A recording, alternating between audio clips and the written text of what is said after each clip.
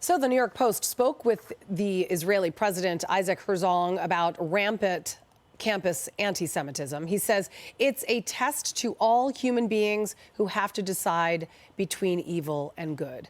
Raymond Arroyo, Fox News contributor, joins me now. This situation has just gotten so out of hand. These apologies are too little too late. They are not sincere. One of them couldn't even say the word sorry, which reminds me of a child who will not own up for doing something wrong. These are adults. They should be held accountable. They should be fired. Now, Julie, look, what we're seeing and this late-day revisionism, why are they only holding these colleges accountable now? This has been going on in universities for decades, and what you're seeing is a revulsion and a hatred of Judeo-Christian thought. And remember, universities were founded by Catholic monks in the Middle Ages. The idea was free inquiry. This was about pursuit of the truth. Now, these universities have been perverted and turned into temples of ideology, where ideology is not only created, but policed. And then, you know, their minions are sent out into society. This has to end. And the ugly face of it that we're seeing now, where you have people demanding the genocide of the Jewish people, and this is being countenanced on these universities, is simply unacceptable on every level. The public funding should be held up until these schools are reformed.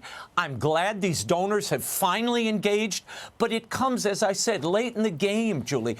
Christian voices, Jewish voices, people who just bring forward established truths that we know through time, human truths, have been pushed out of university life.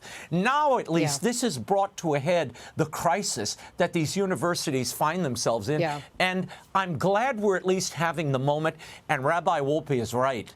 There is an evil in these universities, and it is that ideology. That's what he said when he resigned from Harvard the other day. I'm glad he said that. I got to bring back up what Brian just mentioned about Congresswoman Elise Stefanik's comments.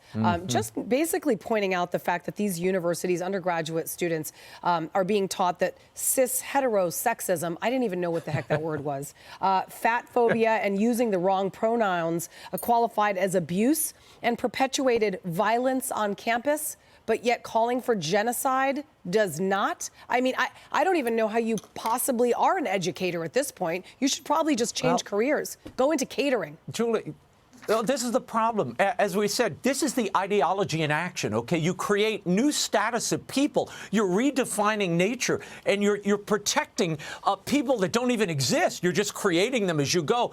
Meanwhile, you're expelling from public life Judeo-Christian values, faith, people of faith, anyone who dares express it, they're forced away. And in this case, they're being told, you should be killed. We need to remove you from the earth.